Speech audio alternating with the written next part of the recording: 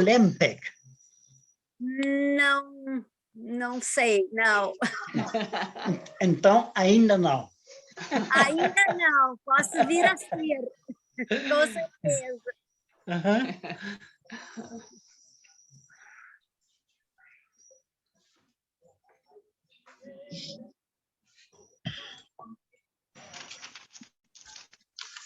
Eu consegui, estou feliz que eu consegui remanejar uma aula que eu ia dar para poder estar aqui hoje com vocês.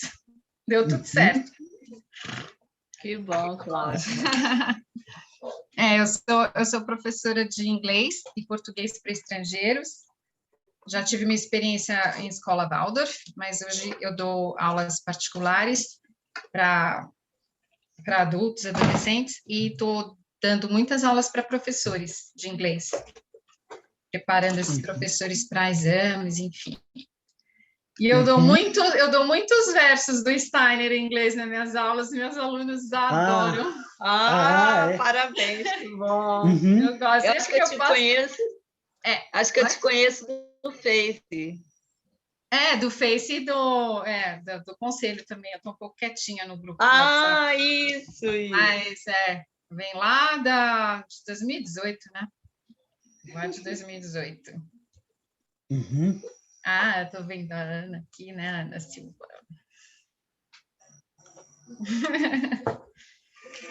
Ops. Deixa eu desligar aqui para lá.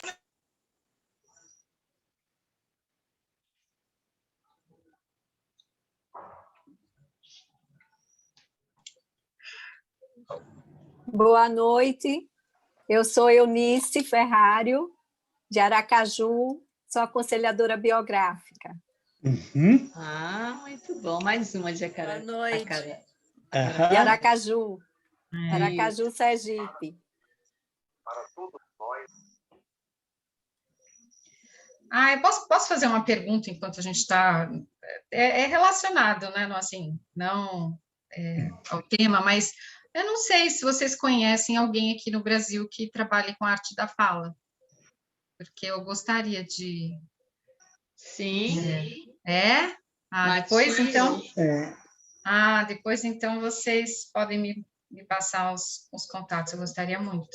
É daqui da Demétria, Matias Murba. Doutora Célia. Sei.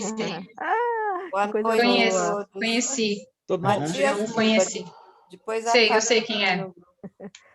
Aliás, hoje está começando um curso, viu? Desculpe, com ele. É? Nossa! Com ele não, com o discípulo dele. Bom, depois, na hora certa, acontece. Tá bom.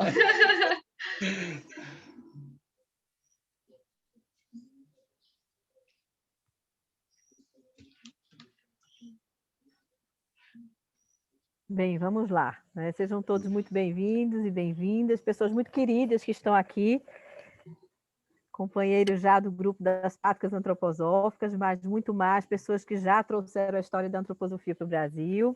Eu faço sempre essa primeira palavra para a gente honrar, né? Essas pessoas que semeiam continuamente essa possibilidade, que é muito mais profundo do que isso, mas essa possibilidade da gente estar acessando hoje via internet na verdade, pelas mãos dessas pessoas que plantaram essas primeiras sementes. Então, a gente já começa agradecendo. Eu não vou falar nomes aqui, obviamente, porque para quem conhece a antroposofia já tem uma ideia, mas para quem chegou também vai começando a compreender esse movimento. Estamos hoje no nosso segundo encontro do ano de 2021. Como eu sei que tem algumas pessoas que estão chegando agora, nós fazemos parte do grupo das práticas antroposóficas, que tem Dr. Antônio Marques como co-idealizador, e fizemos parte do último Congresso Brasileiro das Práticas Antroposóficas. E daí surgiu, na verdade, desde o ano passado, com a pandemia, encontros online, a partir do Café Antroposófico, e hoje chegamos à nossa 16ª edição, e é uma edição bem especial, porque a gente está tratando de um tema muito importante, que é da meditação correta, que foi trazido por Dr. Antônio como uma proposta, né, há 15 dias atrás. Eu não vou me delongar muito, porque, na verdade, a pessoa importante dessa noite aqui é o Dr. Antônio, para nos trazer seu saber, seu conhecimento, com muita generosidade, né? Mas eu vou trazer só algumas informações iniciais sobre ele. E antes disso, eu vou pedir só a gentileza de que quem puder manter o vídeo, né? A gente puder ver vocês, a gente sabe que nem todas as pessoas podem, porque estão nas suas casas, mas se for possível, a gente ver os rostinhos, é sempre bom para a gente sentir um pouquinho desse calor pelo olhar de vocês, nem que seja pela tela. E o outro pedido também é que vocês mantenham os microfones desligados para que a gente tenha uma melhor experiência. Bem-vinda, Terezinha. Para que a gente tenha uma melhor experiência para todos, não é? A gente sabe que a internet oscila, né, em cada lugar, em cada estado, em cada cidade, e que muito nos alegra, né, porque aqui tem pessoas de todos os lugares do Brasil, talvez até tenha alguém de fora, depois a gente consegue identificar. Então, seria muito bom que vocês mantivessem os microfones desligados. Então, só para a gente apresentar rapidamente, né, o Dr. Antônio Marques, que é médico antroposófico, que está em Juiz de Fora, na verdade tem uma longa trajetória na antroposofia, também autor de diversos livros, está à frente da Faculdade de Medicina Suprema, também é AD, né, com base na antroposofia, e doutor Antônio já vem, na verdade, há muitos longos anos, né, trazendo antroposofia para o Brasil, faz belíssimo trabalho também, e nos oferta o seu saber, né, para que a gente tenha essa oportunidade de se aproximar mais ainda do Steiner, obviamente, do criador, e também da Antropia. Como de costume, a gente começa iniciando com um verso. Então, eu vou pedir a gentileza de todos vocês de que, por um minuto, se conectem com esse verso, que faz parte da trajetória do Café Antroposófico, mas é um verso de Steiner também muito importante para todos nós.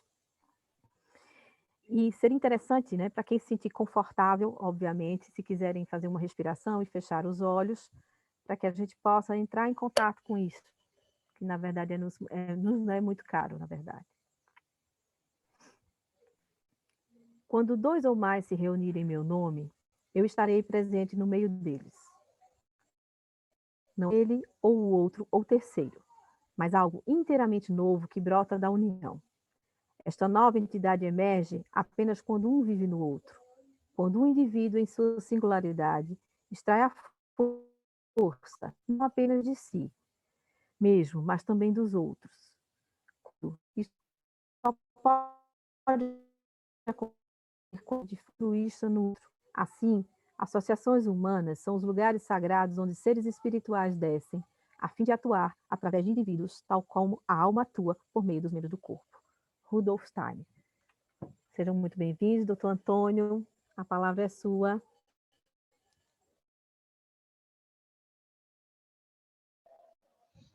Bom, boa noite a todos e a todas.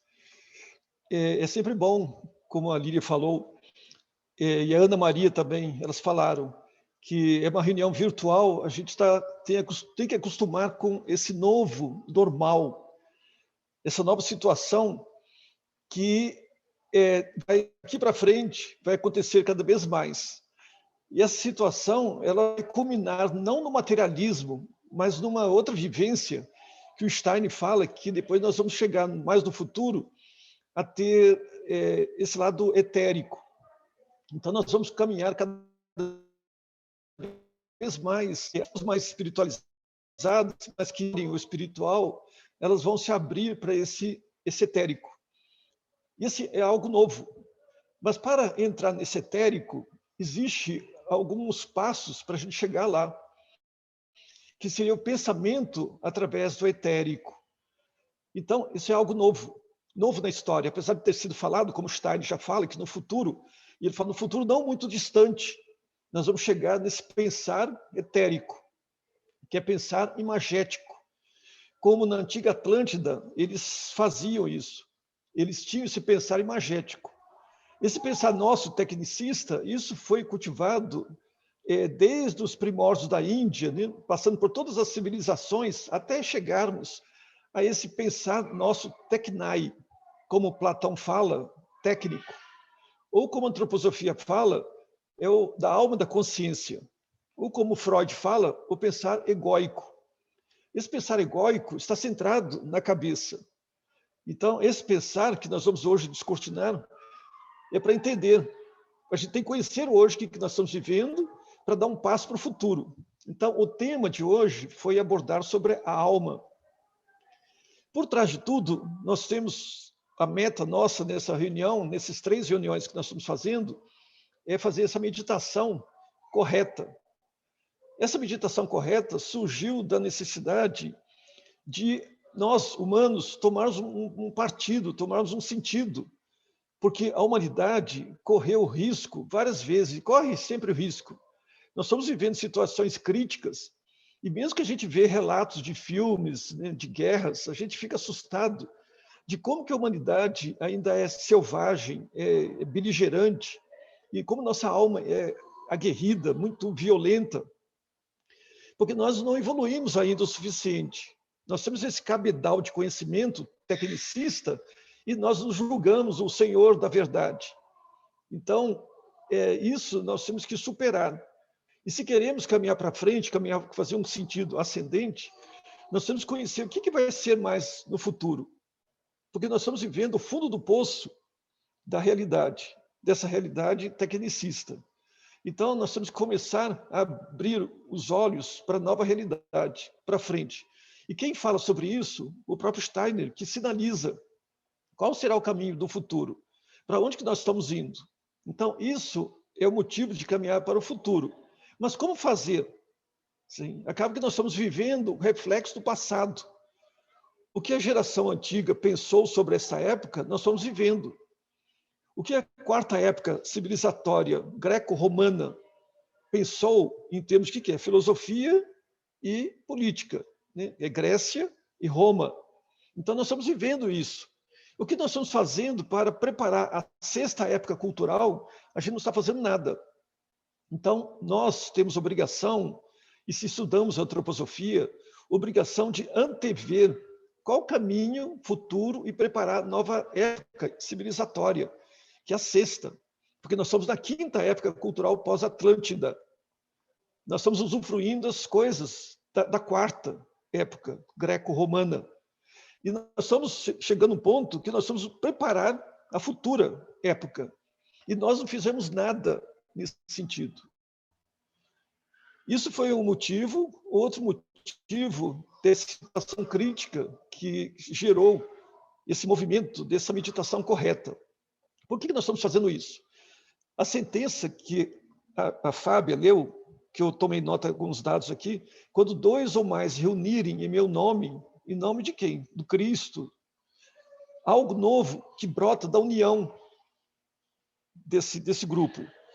A força não é de si próprio, de um, mas de todos juntos, que vivendo num sentido altruísta, numa associação humana, entidades descem para o seio dessa comunidade. Então, isso que nós estamos precisando, porque nós estamos no fundo do poço e nós não sabemos como caminhar daqui para frente. Então, esse motivo da meditação correta surgiu, primeiro, o Steiner falou, eu falei isso no passado, mas só para lembrar que a humanidade passou por sérios riscos. E uma das vezes a humanidade foi salva por os seres terrestres, muito pequenininhos, uns animais pequenininhos que ele chamou de mais evoluídos, que foram os insetos. Então, os insetos salvaram a humanidade. É uma coisa assim meio surreal. Se a gente fala isso no meio lá de fora, ninguém vai entender isso. E se somos seres humanos, como que nós nos entregamos aos insetos para nos salvar? Né? Para ver como que nós somos desunidos, que nós não temos união nenhuma, nós não temos senso nenhum de sociedade, de comunidade, dessa comunhão que ele fala aqui, nesse viver com os outros, viver do que os outros nos ajudam, no viver altruísta. Então, e daqui para frente, as situações vão ser cada vez piores. Até quando os insetos vão nos salvar? Até quando os insetos vão nos salvar? Então, chegou o momento da gente fazer esse trabalho social, comunitário. Meditação, muita gente faz sozinho, faz aquelas exercícios colaterais, meditação budista, meditação de várias linhas, mas são trabalhos individuais. Nosso trabalho aqui, que a gente quer fazer, é um trabalho coletivo, quando associações de seres humanos se unem, aí entidades descem. Isso foi baseado, principalmente eu peguei esse toque numa reunião que eu tive com o pessoal da Associação Antroposófica do Brasil, o pessoal de São Paulo. Alguém comentou na reunião, falou que o Stein falando durante a guerra, se 10 pessoas em Munique estivessem meditando corretamente, não haveria guerra. Então, isso para mim foi um despertar. Como que pode 10 pessoas que poderiam mudar a história do mundo? E se tinha antropósofos, tinha religiosos, tinham pessoas que faziam meditações, onde que estão essas 10 pessoas? Onde que elas estão? Será que a gente não consegue fazer algo correto?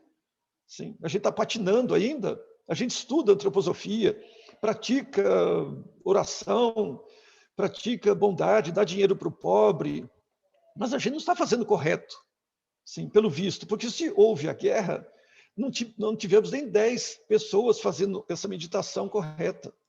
Então, isso é o motivo de nós reunirmos aqui para começarmos. O que podemos fazer? O que podemos abrir uma porta para essa meditação? Então, um exemplo que eu peguei, que eu já coloquei na vez passada, foi através de um exemplo, que são os templários.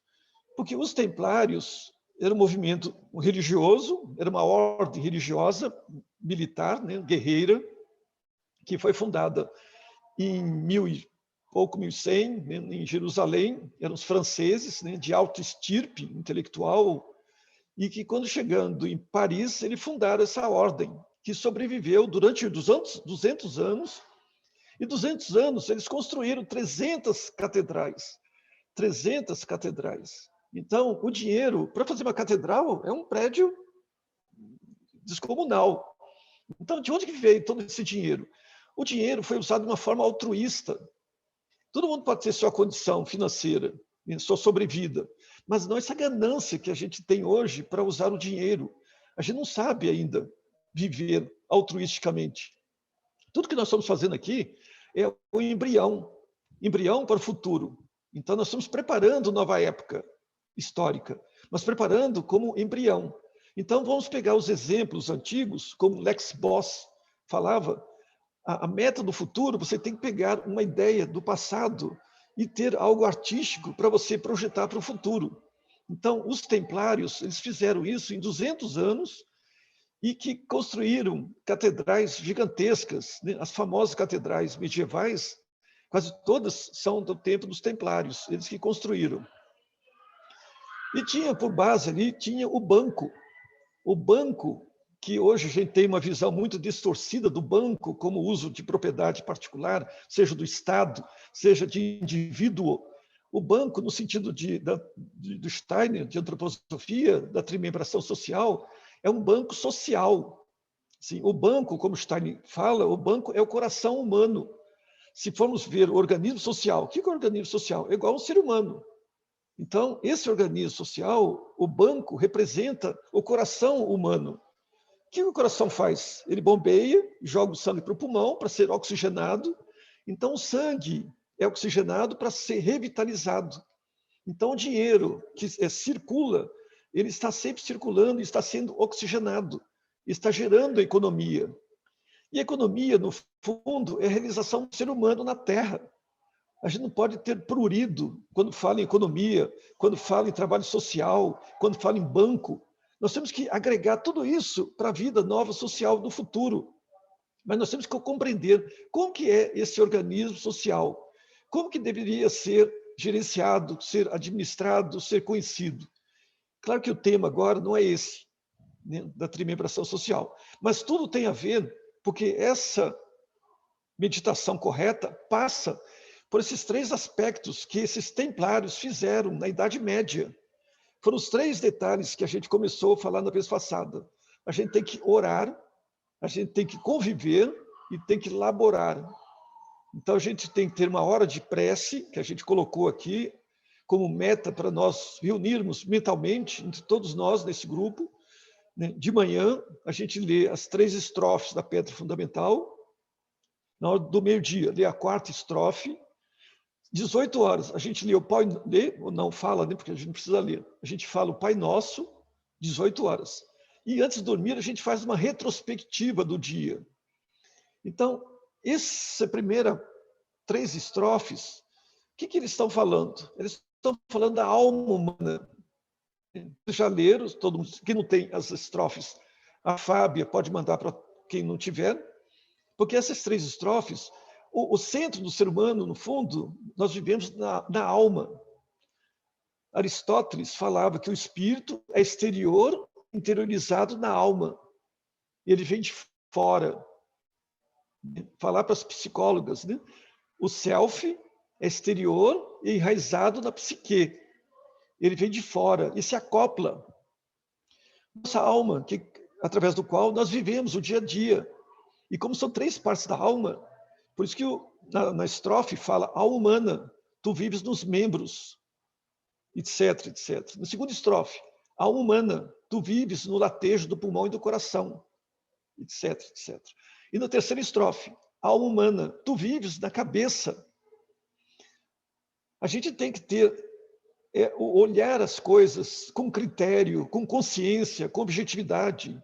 Sim, porque às vezes no grupo, nós temos vários grupos de antroposofia, as pessoas ficam fazendo pergunta, a mesma coisa.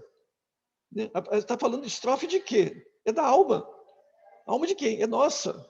Então a gente tem que ter essa alma da consciência, esse ego tem que ser desperto. A gente tem que ser crítico, no bom sentido, de observar as coisas e começar a deduzir as coisas. A gente passa pela vida em brancas nuvens, em sonho plácido, adormeceu. A gente não tem consciência das coisas. A gente precisa ter uma consciência crítica da alma da consciência. Essa alma da consciência é o legado que a 4ª época trouxe para nós. Nós estamos vivendo a égide da alma da consciência, mas não tem consciência das coisas. A gente tem que parar e observar direito, porque se nós queremos dar um passo para cima, para frente, e agora vai ser para cima, porque o outro passo é para o fundo do poço. Para cair para o buraco, isso é fácil.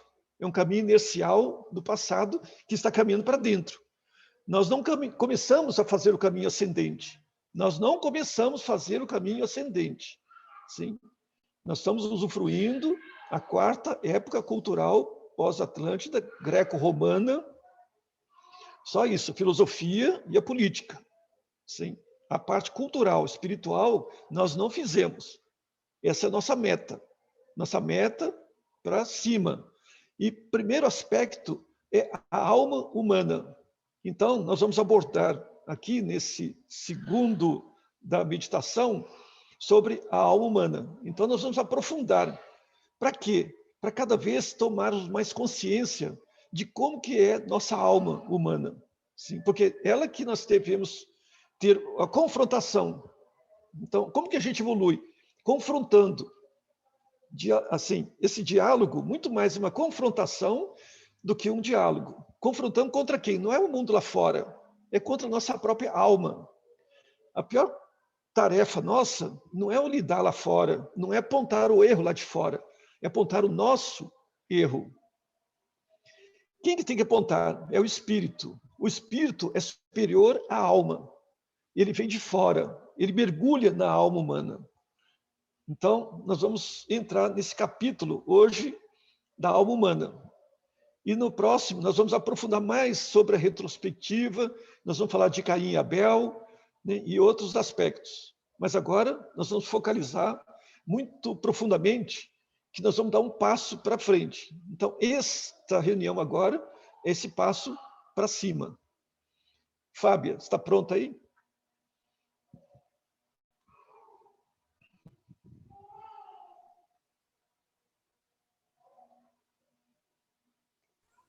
Então, esse aqui é um desenho, né? Um esquema que mostra que o ser humano é esse círculo total aí. E o ser humano que se compõe de eu, alma e corpo físico. Mas esse eu, esse self, se quiser falar assim, está ligado ao mundo espiritual, está ligado a essa parte superior. E o corpo físico está ligado ao mundo físico. Então, o intermediário entre o eu, entre o espírito e o corpo físico é a alma humana. Todo mundo já sabe, só estou recapitulando. Pode passar um para frente. Isso aqui, quem falou isso foi Platão. Então, o maior dos psicólogos, com todo respeito a Freud, Jung, aos psicólogos do nosso grupo, o maior dos psicólogos é Platão. Platão foi o primeiro que conseguiu traduzir a alma trimembrada. E ele colocou nesses 3 aspectos ali, que isso em termos gregos, né, coloquei logisticon, timocraticon e epitimeticon, né, que são as 3 partes da alma. Se vocês quiserem traduzir, é consciente, subconsciente e inconsciente. Né? Então, só para logístico, o nome está falando. Tem a ver com lógica, né? Algo racional. E acima tem o nous. Nous, em grego, é o espírito. E o espírito está ligado ao demiurgo, que é a divindade. Só que Platão, ele é dualista. Né? Ele fala, Deus criou o mundo e se retirou da criação. Isso é dualismo. Igual aquele amor platônico. Né? O amor está lá longe e a pessoa está aqui sonhando com ela. Então, esse é Platão. Mas, mesmo assim, ele tem esse caráter de analisar profundamente a alma. É o primeiro que analisou. Se vocês quiserem, isso aqui está na República de Platão. Sim. Que ele aborda muito preciosamente essas 3 áreas. E ele fala, o epitimético é sedento por riquezas. E sedento por riquezas, o logístico teria que dominar o epitimético. Então, para a visão platônica, a alma em si teria que brigar contra ela própria. Sim. Mas isso, Aristóteles, ele fala outro lado que nós vamos abordar depois. Então, aqui está uma alma platônica, que Deus está em cima, tem o espírito e tem a alma subdividida em 3 partes, o corpo físico e o mundo físico. Pronto, Fábio. Então, vocês estão vendo aqui, é outra linguagem, uma linguagem bem mais próxima da gente. Então, quem falou isso foi Aristóteles. Então, olha o modo de ver de Aristóteles, já coloca uma linguagem próxima da gente. A alma é dividida em razão, racional, sensitiva e vegetativa. Então, é bem próximo da nossa linguagem. Mas o mais importante, por que eu coloquei aqui Aristóteles? Porque ele fala que o eu e o nous, quer dizer, nous, né? Deus e eu somos um. Olha o linguajar de Aristóteles. Deus e eu somos um. Olhando atrás, Platão, ele subdivide a alma muito bem, mas coloca em divisão, Deus e nós, e eu. Aristóteles, Deus e eu somos um.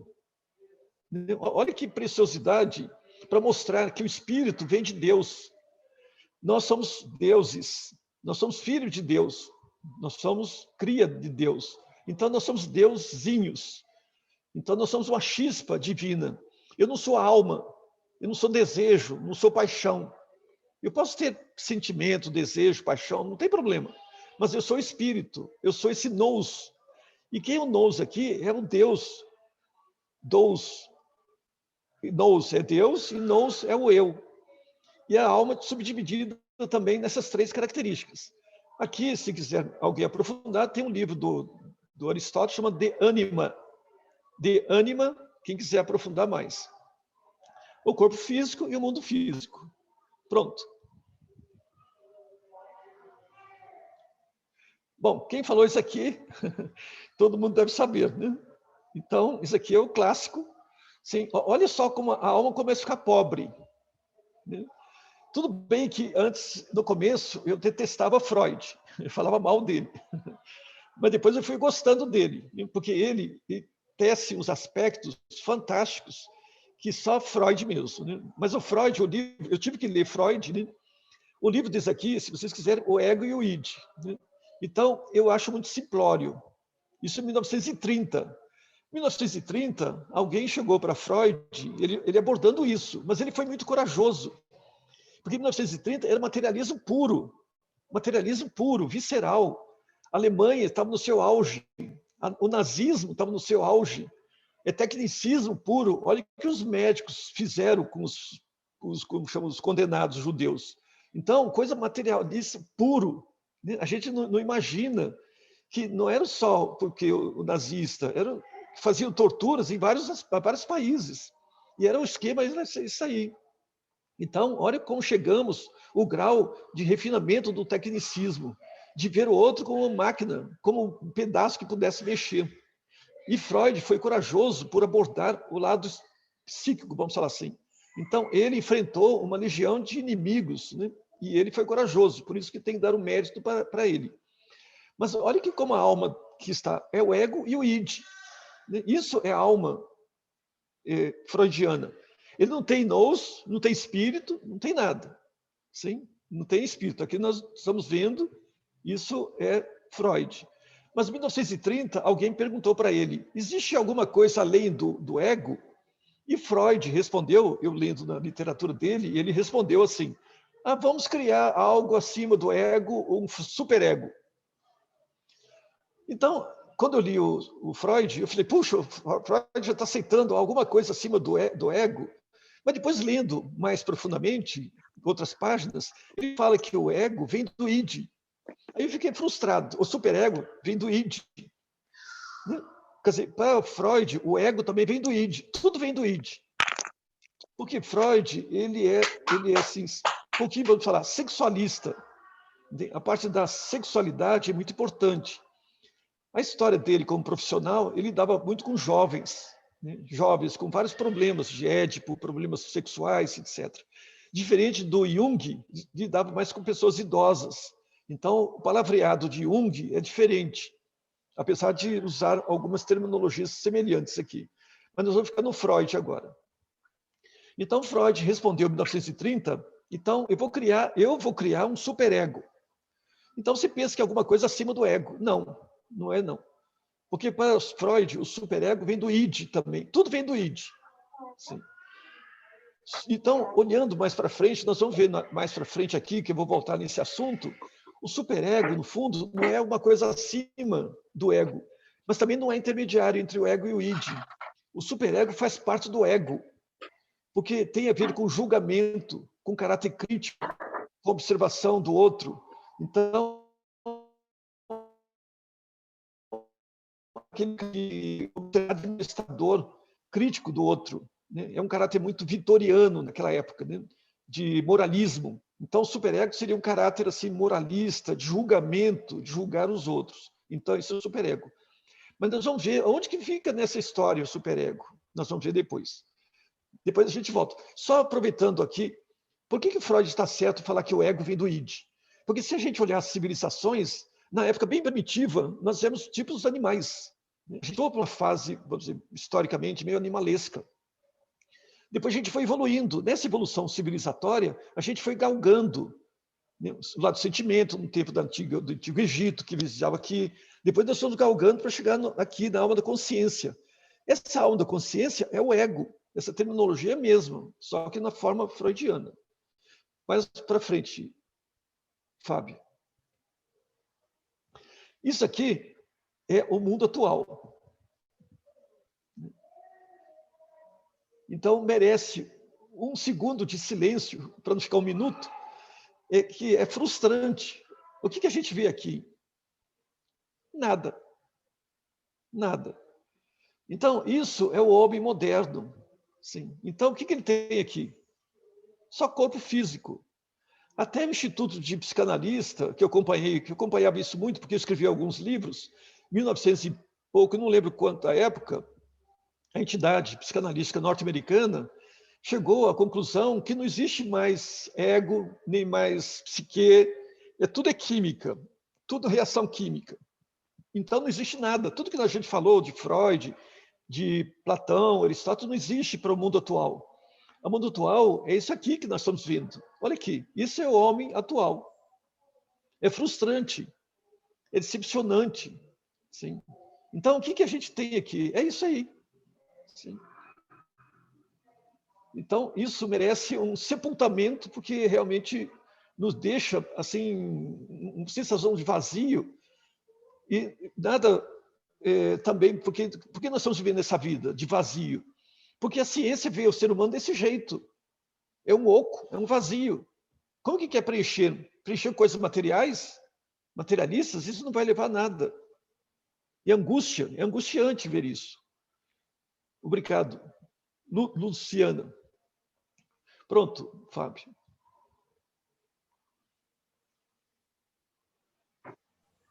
Pode fechar, doutor Antônio. Pode continuar. Então tá.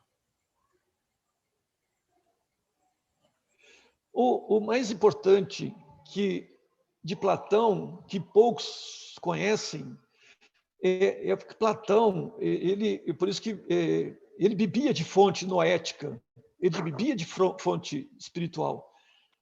Eu fui descobrir esse lado que eu vou falar agora, porque Platão subdivide o logístico, o ego, em 3 partes. O ego é subdividido, isso para os psicólogos todos daqui, isso é muito importante para vocês. Isso ninguém vai falar, vocês não vão ver em lugar nenhum. Então, Platão, ele subdivide o logístico, o ego, em 3 partes, que eu vou colocar aqui os nomes, né, que eu coloquei aqui. Fantasia, doxa e dianoia. Sim.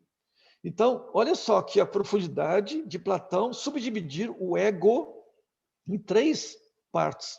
Quem você vai ver isso? Nos modernos, nos psicólogos modernos, nos cientistas modernos, mesmo da área da psicologia? Ninguém. Sim, porque tudo hoje é baseado em reações que você teve, que, né, sua mãe fez mal para você, seu marido pisou no seu pé, fulano de tal olhou de cara feia para você, né? Todo mundo é culpado, menos você. Então, não, nós vamos voltar para o ser humano, nós estamos abordando a alma intrinsecamente. Esse detalhe que vocês estão vendo aqui da subdivisão do ego em 3 partes é uma coisa inédita que vocês não vão encontrar em lugar nenhum. Tratem de guardar esse nome, porque eu não traduzi. O doutor Antônio está falando. Eu não traduzi para ficar bem característico como que ele fala, porque tem um significado profundo que eu vou explicar. Então, o ego é dividido em 3 partes, né? Fantasia, doxa e dianoia. A doxa, quem aborda essa doxa? Doxa, o que ele fala? É o julgamento. A gente faz um processo crítico. E Freud fala, quem que faz esse julgamento? É o superego. Então, a doxa, para Freud, é o superego. Sim? Então, vocês estão vendo aqui que Freud foi profundo, mas ele abordou só uma faceta das 3 partes subdivididas do ego, que é a doxa. Quando você lê o livro do Steiner, da psicologia, psicologia antroposófica, quando eu fui para a Alemanha, numa das viagens, eu fui lendo só para distrair esse livro. E eu achei fantástico, porque lá no final do livro, ele fala que uma das partes mais importantes da alma, o que é? Eu gravei isso. É o julgamento, é o julgar. Alguém está rindo porque eu podia aproveitar, ver as coisas, estava lendo o livro. Tudo bem, mas é uma delícia a literatura. Então, o Steiner fala que o julgamento é a parte mais importante da alma. E onde que está isso? É a doxa. Então, olha que Freud falou um aspecto da alma, que é o superego. E Steiner falou também o julgamento. Mas eles abordaram só essas 2 facetas, essa faceta só. Mas Platão, ele é muito mais profundo, porque ele abordou essas 3 áreas, e ninguém fala sobre isso, só ele. Eu procurei no Plotino, né, nos neoplatônicos, né? Será que Plotino é um discípulo de Platão? Será que abordou isso? Não, ninguém fala dessas 3 subdivisões do ego. Então, são esses 3 aspectos. Então, a doxa, voltando mais uma vez, qual a parte mais importante dessa trimembração do logístico? É a doxa. Como que acontece? O que a pessoa faz? Para que o ego serve, no fundo? Não é que a alma pensa. Né? Para que serve a alma? É para transmitir a imagem para o espírito. Então, isso que serve. Mas como que funciona? Como nós somos hoje ultracrítico, esse doxa, esse superego ficou poderoso. Por que nós somos hoje ultra-intelectuais? Porque nós ficamos circunscritos à doxa, ao superego. Então, hoje, quem funciona não é o ego. Nós somos superegos. Sim, nós somos prepotentes, nós somos arrogantes. A alma tornou-se independente. Ela que devia fazer a função de transmitir uma imagem para o espírito, ela não. Ela está arrogantemente apoderou dessa imagem do mundo terreno, que é esse pensar técnico. Então, esse pensar técnico foi usurpado por Ahriman. Então, quem que facilita, quem que promove esse discurso para ser hipervalorizado no superego é o Ahriman, no fundo. E como que nós temos que sair disso? Eu vou falar no final. Isso vou deixar para o final. Mas, voltando nessas 3 partes aqui, como que funciona? Como que funciona o ego? Fisiologicamente, como que funciona? Eu quero, vamos dizer, o espírito quer pensar num assunto, vamos dizer, tive um desejo, quero voltar ao pensamento lá ontem, uma comida que eu comi no almoço aqui. Ou quando a gente faz a retrospectiva. Por que nós estamos fazendo retrospectiva todo dia? Justamente para isso, para treinar a alma. Então, o espírito quer. Então, ele pega, através da sua fantasia, essa parte do logístico, ele mergulha dentro do seu lado inconsciente, que é o seu lado metabólico, ele pinça essa imagem que desse prato, dessa comida que eu queria, eu passo pela doxa, pelo critério, pelo julgamento, eu julgo. Será que essa imagem está perfeita? Eu estava ali na mesa, né, a mesa, meu prato estava na minha frente, tinha um guardanapo na frente de mim, à direita tinha fulano de tal, à esquerda fulano de tal. Será que a fulano de tal estava certo ali? Então, essa doxa, esse superego, ou esse julgamento, segundo Steiner, ele vai fazer um julgar. Ele vai ver, será que está certo essa ordem que eu coloquei? Depois, através da dianoia, em grego, o que está falando? Dia significa através de, igual diagnóstico. Dia significa através de, nous é espírito. Então, através dessa parte sublime, dessa parte logística, transmite a imagem para o espírito. Quem vai ver a imagem é o espírito. Sim, não é a alma. Então, voltando de novo, para que serve a alma? É para mandar mensagem que ele capta, né, e manda para o espírito. Quem vê a imagem é o espírito, não é a alma. Sim, a alma só pegaria. Mas como ela ficou muito prepotente, arrogante, essa parte da doxa, que chama-se superego, ficou ultra avantajado. E esse ultra avantajado, nós usamos essa parte anímica como pensar, que é o pensar nominalista, pensar indutivo, pensar tecnicista, que é muito fácil, né? Eu nomeio aqui está o computador, aqui está o relógio, aqui está não sei o que lá. Sim. Então eu sei dessas coisas, porque a alma sabe disso. Ela foi treinada, ela foi educada. Sim. Mas o espírito, ele que está por trás, ele que tem que receber a imagem, não a alma ficar e apoderar desses conhecimentos. Olha que só que nós estamos chegando. Então vamos observando tudo que eu estou falando. Então, recapitulando, quando eu quero, o espírito quer pensar alguma coisa, quer voltar num sentimento qualquer, ele busca, usa a sua fantasia, essa parte do logístico, pinça do seu lado inconsciente, que está no metabolismo, puxa e passa pela doxa, pelo superego, pelo julgamento. Ele julga, será que essa imagem é perfeita? Será que eu tenho que corrigi-la? E transmite para a dianoia. A dianoia que transmite a imagem para o espírito poder ver. Então, quem vê é o nous, é o espírito. Espero que tenha sido bem compreendido esse aspecto, mas se precisar a gente volta. Pronto, Fábio, vamos dar mais um passo. Depois eu estive no Met, né, Metropolitan de Nova York, do museu, né, de Met Museum, Nova York. Então lá tem um templo chamado Dendur, porque o meu sonho era visitar o Egito, né? Mas a minha esposa é contra, porque era um período que estavam fuzilando, metralhando turistas. Né? E eu queria ir lá assim mesmo, mas ela bateu o pé e ela que manda. Pronto, acabou. Mas eu fiquei muito satisfeito que nós fomos em Nova York, antes da pandemia, graças a Deus. Eu não queria ir porque falei, que Nova York não tem nada? Estados Unidos não tem nada, mas eu que aproveitei. Fiquei 2 dias no museu do Met, enquanto a família ia lá para o shopping, e eu fiquei no museu. Para quê? Para beber essas imagens. E eu fotografei de tudo quanto é ângulo, tem foto de... É um templo, chamamos de Dendur.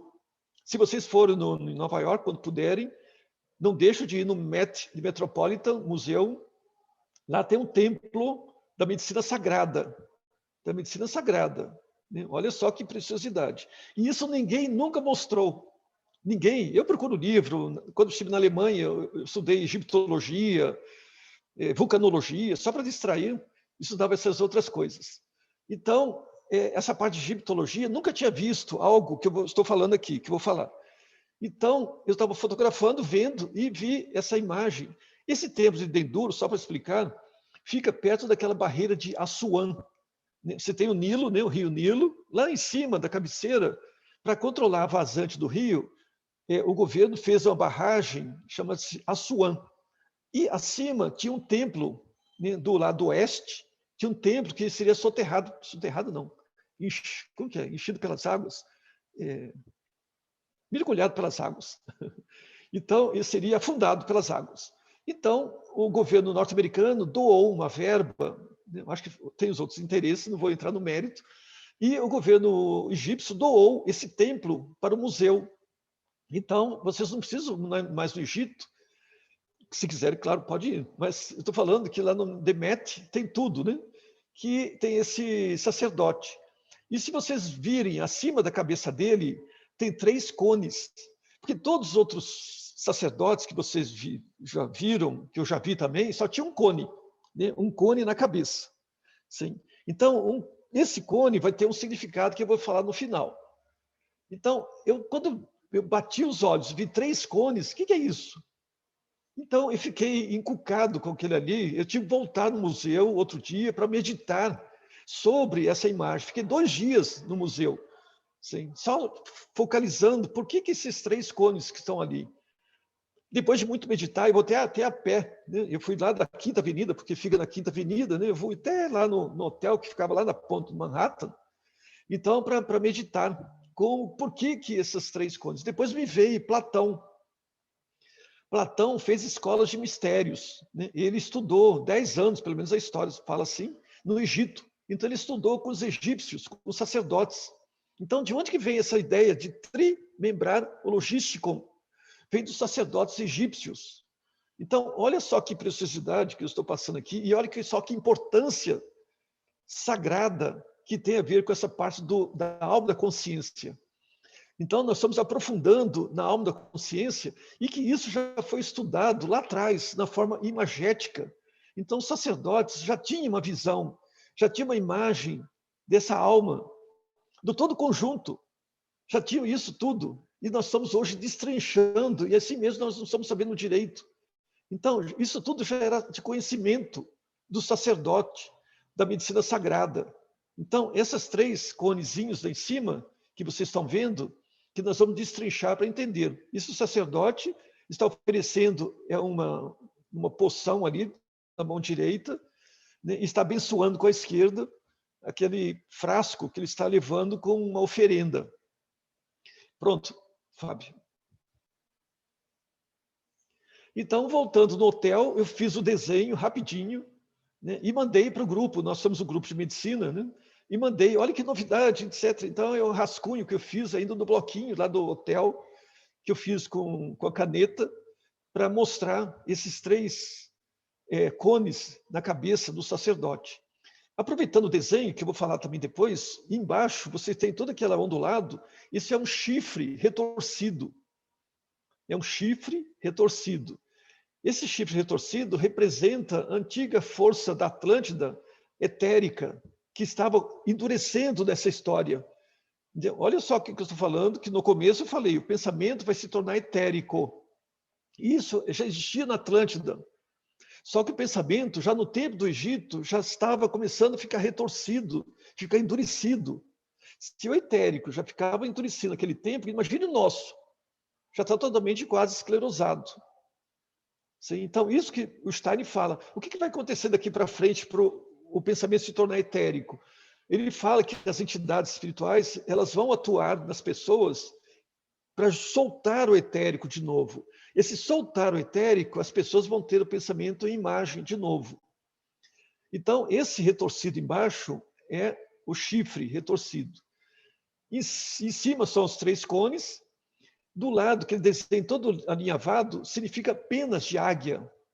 Então, através de um pensar, esse pensar que eu vou falar depois, o ser humano voaria alto para chegar naquela esfera lá de cima, que representa o pensamento de Osíris, que é um pensamento osírico, um pensamento crístico, um pensamento espiritual. Olha só que naquele tempo já se tinha tudo isso, que nós estamos falando da antroposofia. Estou tudo mostrando em termos imagéticos o que o Steiner fala. E talvez alguém falou, puxa, o Steiner é muito complicado. Mas aqui tudo era mostrado. É mostrado em praça pública, numas procissões. Imagine o povo em volta de uma procissão dos sacerdotes passando no meio, e as pessoas tinham esse caráter imagético ainda, eles absorviam essas imagens. Eles tinham conhecimento imagético, o que a gente perdeu. De cada lado, vocês vão ver também 2 cobrinhas, 2 najas, 2 serpentes. Cada serpente tem uma auréola, tem um pequenininho, esse redondinho, é o ego. Então, a serpente é o símbolo da alma. Se vocês têm o símbolo da medicina hoje, esse símbolo da medicina não é grego, é egípcio também. Na próxima vez eu vou trazer, que tem no pórtico lateral desse templo, o símbolo, o caduceu de Mercúrio. Então, o símbolo da medicina, que a gente fala de Asclépio, Esculápio, que eu vi lá perto de Barcelona, então isso não é grego, é egípcio também. Então, a cultura greco-romana é muito egípcia, é muito antiga, e que a gente não sabe disso, porque a literatura não fala, não aborda. A história é muito tendenciosa de quem escreve. Então, a gente tem que descobrir por fonte própria. Então, essa serpentezinha simboliza a alma. Como o símbolo da medicina, vocês têm bastão e tem a serpente, vocês já viram. O bastão é o eu, é o espírito. A serpente simboliza a alma. Por isso que vem da mesma origem etimológica. Alma, animal, ânimos, ânima. E no caso do bastão está preso por 3 partes, vocês já viram, pela cabeça, pelo meio e pelo rabinho. Né? Que nós já falamos aqui de Platão e Aristóteles. Então, essa serpente que está ali do lado, com coroazinha, essa coroazinha traduz o ego. Então, olha que naquele período egípcio existia um pensamento fantasioso ainda estava naquele chifre, é muito etérico. Então, eles visualizaram que no futuro iria se desenvolver um pensamento egóico, que esse pensamento de serpente, com a auréolazinha. E outra auréola grande é que vocês estão vendo lá em cima, é de Osíris. Vamos passar para frente, porque depois nós vamos voltar nisso. Isso aqui é um estudo da neurologia, porque eu tive que escrever um dos livros e falava sobre... Porque um tema do Steiner que me jogou muito por terra era assim, porque o Steiner falava assim, que a humanidade futura só vai mudar a humanidade se a ciência aceitar que não existe nervo motor. Então, isso para mim, eu levei 10 anos ou mais pensando, como que podia responder essa pergunta. Então, eu tive que estudar neurologia, peguei tudo de novo, estudei tudo para conhecer de novo, porque a gente, na escola, na faculdade, a gente passa batido. Então, eu descobri 2 coisas. Uma, eu estive num congresso na Alemanha, em Unterlingenhardt, na Floresta Negra, no hospital chamado Paracelsus Krankenhaus. E foi fantástico esse congresso, porque eu aproveitei muita coisa.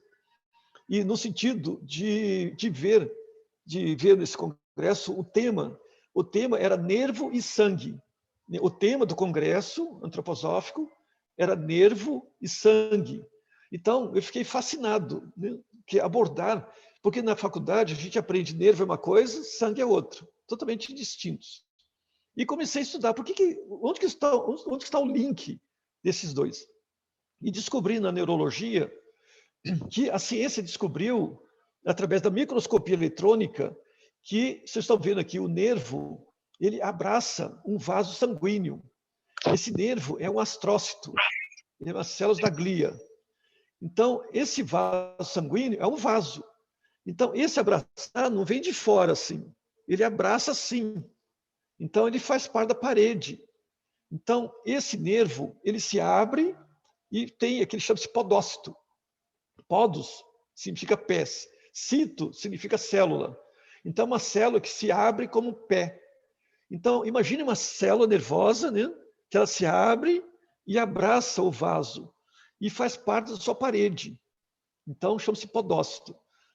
E isso a ciência descobriu, mas não sabe o que é. E para mim, eu usei para até escrever alguns livros a partir daqui. E pegando Aristóteles é outro fantástico, né, que Aristóteles, para quem está mais entrosado na antroposofia, é o próprio Steiner. Né? Aristóteles é a encarnação de Steiner hoje, quando ele viveu agora. Então, Aristóteles, naquela época, falava como que o ser humano pensa, como que gera o pensamento. O pensamento, ele falava, eu vou falar em grego primeiro, depois vou traduzir. Então, ele falava, para o pensamento ser gerado, ele vem uma imagem através dos nus patéticos e que transforma para o que os nus poéticos possa ver.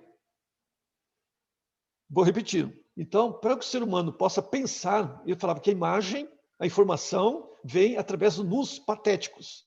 Nus patéticos, em grego, significa nervo, que está escrito ali, que passa a alma. Quem transita no nervo é a alma. O que está no sangue? No sangue está o eu, está o espírito. O espírito está dentro do sangue. Por isso que o sangue é unitário. O nervo são vários nervos. Sim? Fascículos, tratos, nervo sensitivo, nervo não sei o que lá, nervo, vários tipos de nervo. Como nossa alma. Nossa alma é como se fosse multicolorida. Eu tenho desejo, paixão, amor, ódio, raiva, tal. Então, mesma coisa. Então, através do nervo, transita a alma, que é o nus patéticos. Mas para que eu possa ver, essa imagem tem que ser transmitida para que o nus poéticos, em grego, que é o eu, é outra terminologia do eu, que é o nous, possa ver. Mas é mais fantástico ainda, para mostrar que ele é espiritualista, profundamente espiritualista. Ao passo que Platão é dualista e anímico. Aristóteles é profundamente espiritualista. E Aristóteles faz uma pergunta para ele mesmo. Ele pergunta assim, como que o espírito vê as imagens que chegam? Olha essa pergunta que estou fazendo. Então, vou repetir. Como o espírito vê as imagens que chegam? Olha só. Quem faria essa pergunta? Só Aristóteles mesmo. Sim, porque a gente nunca perguntou como que o espírito vê. A gente está aqui na vida, a gente não pergunta nada. Sim, a gente só vive. Então, como que o espírito vê? E ele responde, Aristóteles, ele falou, o espírito vê porque ele é luz. Como sendo luz, ele ilumina as imagens que chegam. Olha o que eu estou falando a coisa aqui. Olha que preciosidade que nós temos em mãos agora. Olha que preciosidade que nós temos chegando esse modo de entender como que o ego funciona, como que o espírito está ali, como que ele atua. Cada vez que a gente for compreendendo, tendo essa lógica processual, pensamental, nós vamos entrando nesse lado espiritual, por compreensão, por sabedoria, por conhecimento, não por fé, não por crença. Então, nós estamos adentrando uma esfera do conhecimento, da profundidade da alma da consciência. Então, repetindo, a alma transmite a informação pelo nervo e chega ali na placa úrica, nesse podócito, que forma as imagens, para que o eu, que vige, que atua espiritualmente, o espírito é luz, e por ser luz, ele é invisível. Então, ele é luz, ele ilumina as imagens que chegam. Então, quem vê é o espírito, vê essas imagens que chegam. Como que formam essas imagens? O Steiner fala que tem uma substância que a gente usa, chama-se ácido úrico. Esse ácido úrico, muita gente conhece, que a pessoa que mal usa, ele se transforma em ácido úrico. Ele deposita, chama-se gota. Gota é um tipo de reumatismo. Mas por que a pessoa tem uma gota? porque não sabe ter o pensamento dialético, filosofal. O pensamento é técnico. Sim. Esse pensamento técnico faz com que esse ácido úrico fique sobrando e comece a depositar nas articulações. O ácido úrico, todo dia, durante o dia, ele vai formando uma plaquinha úrica na cabeça, nessas placas, nesse podócito que eu escrevi ali. Quando a gente dorme, esse cristal solta ali e vai para o fígado para ser remetabolizado. Não é que forma um cristal puro, como acontece nas juntas, na gota.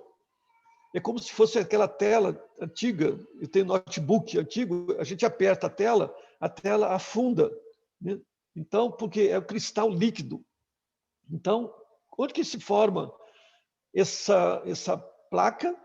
Nesse local. Com que? Qual substância? Ácido úrico. Então, você já fica sabendo a importância do ácido úrico no ser humano. Não é só que a ciência fala de só formar gota. O ácido úrico não pode passar de tanto, você tem que tomar um remédio para combater o ácido úrico. Mas você tem que entender o que é o ácido úrico, que cada substância tem sua função. Sim. Então, vamos dar um passo para frente. Aqui está o ácido úrico. Então, como a medicina que a gente faz, antroposófica, a gente procura destrinchar. Vocês estão vendo o ácido úrico, eu falo que ele é quadradão. Ele tem esse formato quadradão, porque a mente, quando tem que formar desenho, tem que ser algo bem quadrado, bem preciso, bem determinado, detalhista. Por que eu mostrei também o ácido úrico aqui? Porque o ácido úrico é usado, pelo que a gente já sabe, das aves de rapinas. Por exemplo, a águia, lá a 200, 300 metros de altura, ela vê um bichinho lá embaixo e sai voando 300 km por hora para pegar o bichinho. Porque ela não transforma o ácido úrico em ureia. Nós, humanos, porque o ácido úrico pode virar cálculo, já falei, mas no fígado ele é transformado em ureia. Então a gente elimina a ureia, que é líquida. Então o passarinho, a ave de rapina, aquela ave que tem aquele bico bem centrado que a gente vê nos desenhos, né, com o símbolo norte-americano, que é uma águia. Então, esse daí significa que é usar bem o intelecto, o lado da mente. Estou mostrando só com o pensamento de águia, que tanto daqueles 4 pessoas do Testamento, que são, o que é? Mateus, João, Lucas e Marcos, cada um representa uma figura. E o João é representado como a águia. A águia é aquele que vê bem precisamente, bem objetivamente. É o pensamento de águia. Então, esse ácido úrico é usado para esse pensar, bem objetivo. Então, a gente tem que treinar esse ego, ser bem objetivo. O que eu estou falando? Por que eu estou falando? Porque é assunto complexo mesmo, mas é muito bonito. Né? É o ser humano. Então, e tudo está interrelacionado. Por isso que eu estou buscando outras fontes, para não ficar só cansativo. Então, se a gente for misturar, a gente vai ver que tem relações com tudo. E mais um assunto que eu vou falar aqui, que von Baer, 1900 e pouco, von Baer do laboratório Bayer. Ele descobriu, pegando esse ácido úrico, colocando o radical, vira um benzodiazepínico, para mostrar que o Stein estava certo. Quando o Stein falou do ácido úrico para a parte cerebral, todo mundo disse, isso é coisa besteira, quando já se viu o ácido úrico na mente. Só para confirmar, eu estou comprovando. Tudo que eu pego da antroposofia, eu quero uma prova e contraprova. Eu vou buscar a fonte, eu vou buscar a referência e vou buscar argumentações. Então, von Baer, pegando essa forma que vocês têm aí, o ácido úrico, coloca ali do lado, onde que tem o oxigênio à esquerda, tira ali e coloca um radical. Coloca um bromo, vira bromazepam. Coloca um cloro, vira bromazepam. Coloca um flúor, fluorazepam. O que você tem agora? Você tem Rivotril, Ocadil, você tem Lorax. Muita gente já ouviu falar esse nome. Então, esses remédios que eu estou citando agora chamam-se benzodiazepínicos, barbitúricos. Esses benzodiazepínicos, eles têm ação direta, diazepam, obrigado aqui, a Luciana. Esse diazepam, esses remédios, eles competem com a química que a gente usa para o pensar, Quem está por trás dessas forças de criação do força contra a mente? Olha a mão do bioquímico, do von Baer, que descobriu. Tem hidrogênio, sim, só que o hidrogênio foi tirado para não ficar muito cansativa a fórmula. Eu só coloquei aqui o básico. O básico é para lembrar, ácido úrico, que é esse quadradão. Esse quadradão tem a cafeína, tem a mesma família desse quadradão aí, do ácido úrico. Teofilina, teobromina, aminofilina, são todos da mesma família. Chama-se grupo xantina, que faz o grupo da cafeína. Então, o café, quando a gente toma café, a gente está estimulando o nosso ácido úrico para ficar mais acordado. E von Baer fez o contrário. Ele pegou essa fórmula, colocou um radical, esses componentes chamam-se halógenos, e negativou. Quando você usa um Rivotril, um diazepam para a pessoa, o que ela vai fazer? Esse produto vai competir com aquela camada de ácido úrico que você tem na placa úrica. Então, vai embaçar a visão, aquela imagem da placa úrica. E o espírito não vai ver. Se o espírito não ver, ele vai abandonar. E não abandonar chama-se Alzheimer. Olha o que eu estou falando. Então, de um detalhe simples que nós estamos abordando, olha a complexidade que alguém falou. É complexo? É. Não pense que a antroposofia seja fácil, não. A antroposofia é complexa. E ser humano é complexo. Mas por isso que é perfeito. Né, Luciana? Por isso que é perfeito, é bonito. Por quê? Tudo que é simplório, tudo que é bonitinho, tudo que é gostosinho, isso tem o dedão do mal. Sim. Olha que pegou essa fórmula, transformou num benzodiazepínico. O que é benzodiazepínico? Alguém fala, estou tomando um Rivotrilzinho. Eu fico escandalizado quando ouço isso. A pessoa vai ficar com Alzheimer. Ele vai negar o seu espírito. Ele vai tirar seu espírito da cabeça. Sim? Vai abandonar. Olha que complexidade que é. Então, olha o que nós temos que ser responsáveis pelo mundo. Essa meditação que nós estamos fazendo não é ficar orando, ficar rezando, ficar meditando sozinhos. É meditação social. Então, esse trabalho junto que nós estamos fazendo é trazer consciência social. Nós temos que ser responsáveis, morais. Nós temos que ter moralidade no mundo. Por isso que nós vamos mudar o mundo por causa disso. Os templários mudaram porque eles não ficaram rezando lá na igreja. Eles atuaram com dinheiro, fizeram um banco, fizeram notas promissórias. Sim. Então, olha só que profundidade que nós estamos vendo. Mas pode passar de novo, Fábio.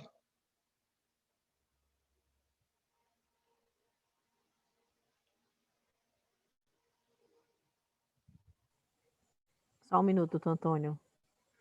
Pausa para descanso, para repousar a mente.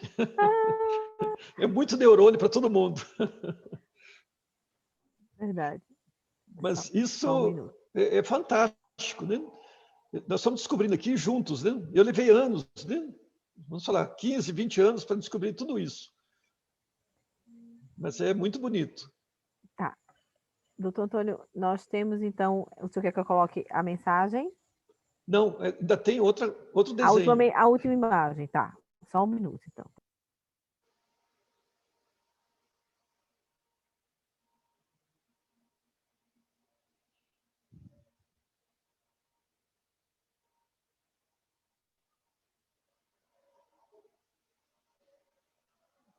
Enquanto isso, descanso para todo mundo. Uma aguinha para todo mundo.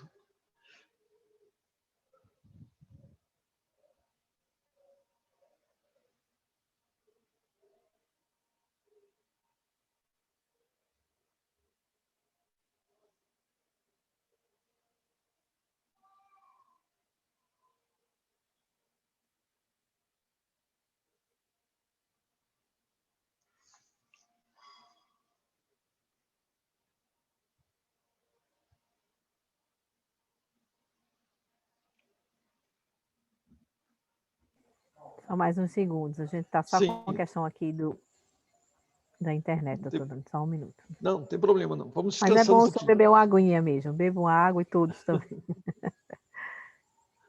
Todo mundo tem que colocar água na cabeça, né, para refrescar a cabeça, né? Muita informação. Muito profundo, né, doutor Antônio, também. Muita profundidade. Muito bem.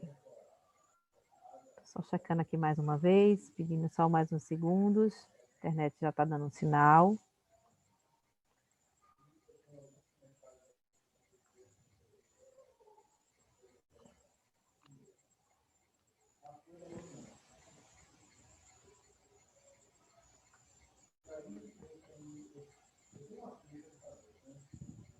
A cafeína não é danosa. A cafeína não é danosa.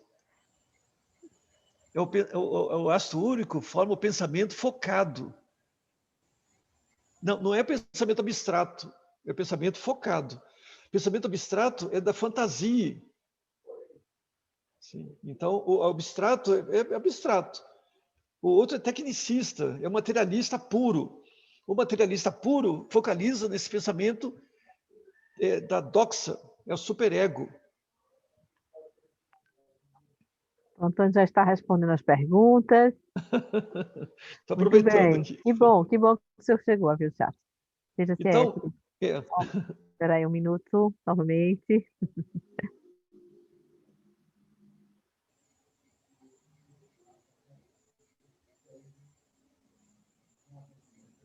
mas a gente... Mas a gente teria que misturar mente concreta com mente abstrata, doutor Antônio. O importante é o espírito saber discernir. Porque então a gente fica nessa mistureba toda, porque a gente está vivendo só na alma. A gente tem que treinar no sentido de ser dono do pensar. Sim. Então é o espírito que tem que dominar. Se eu quero ter pensamento concreto, eu tenho que ser bem objetivo, eu tenho que ser pensamento objetivo. Se eu quero me entregar ao pensamento abstrato, fantasioso, eu me entrego, mas eu tenho que ser seletivo. Isso que nós temos que ser dono da nossa alma. E a alma da consciência, todo mundo elogia. Puxa, nós estamos vivendo na alma da consciência e ficou por isso mesmo. Aí que está o erro. A alma da consciência é um degrau. A gente não pode viver na alma da consciência. Nós estamos já tendo que visualizar a vida espiritual. E para visualizar essa vida espiritual, eu vou mostrar essa figura agora aqui. Essa figura é também do sacerdote egípcio. Isso que muita gente conhece. Então, eu estou traduzindo aqui, e que é também de um livro de Crone, né, da coroa, né, que eu tenho da biblioteca da egiptologia, que eu estudei na Alemanha. Então, vocês estão vendo aqui, é um capacete, né, é tipo aquela mitra de um bispo, ou do Papa, né, porque o Papa, né, usa uma mitra, é um capacete ali. Isso, olha que simbolismo, olha que riqueza. Imagine se população egípcia lá em volta e a procissão de sacerdotes ali no meio, procissão andando, que os sacerdotes com esse capacete ali. Olha só, o que nós estamos vendo? Então imagine se a gente estivesse lá presenciando essa cena, essa cerimônia, essa procissão. Então, o que nós estamos vivendo aqui? Estamos vendo aqui, aliás. Então, nós estamos vendo embaixo esse chifre retorcido. Segundo lugar, aqui nós estamos vendo uma cobrazinha, chama-se uréus. Esse uréu, e tem um disco na frente. Vocês estão vendo, porque o desenho que eu mostrei atrás, por isso que eu falei atrás. Aqui vocês estão vendo na frente. Na frente tem esse símbolozinho justamente aqui, uma cobrinha que está aqui. Uma barreira para, o que é? Atingirmos o eu. Sim, exatamente. O ego é uma barreira para confrontar, porque o espírito ele não tem uma visão direta no mundo. Ele tem uma visão através da alma. Nós enxergamos o mundo através da alma. Então, essa imagem que é feita aqui é importante, porque quem vê essa imagem é o espírito. Aproveitando sua pergunta, mas não é só nós que vemos essa imagem. Quem vê essa imagem são as hierarquias. Olha o que eu estou falando. E quem falava isso eram as pessoas lá da Idade Média também. Olha como essas pessoas sabiam de coisas. Eram os alquimistas. Os alquimistas falavam que as hierarquias precisam ver o mundo através do olhar humano. Quando a gente fala que é olhar humano, não estou vendo aqui para fora. É o olhar que eu faço dentro da minha cabeça, nessa placa úrica. Então, nesse ego, essa placa úrica está fazendo imagem. Eu estou fazendo imagem do mundo. Quem está olhando o mundo através desse meu olhar? São as hierarquias. As hierarquias só descem se nós estivermos preparados para elas poderem descer e enxergar o mundo. As hierarquias não conhecem o mundo visível. As hierarquias só conhecem o mundo visível através do nosso olhar, da nossa imagem que a gente faz aqui dentro. Olha que profundidade, olha que responsabilidade. Porque para a pessoa ruim, esses seres elevados não vão descer para ver as imagens através do ser ruim, de um bandido. Quem vê é o espírito ruim, né? É por similaridade, né? Por afinidade. Então, se a gente quer servir de imagem, como você fez aquela pergunta, é uma barreira? É uma barreira. O ego faz a dianoia. Quem faz a imagem? É a dianoia. Aquela placa única que a ciência descobriu, que é feita através da dianoia. Então, esse conhecimento está aqui para vocês, não existe ainda.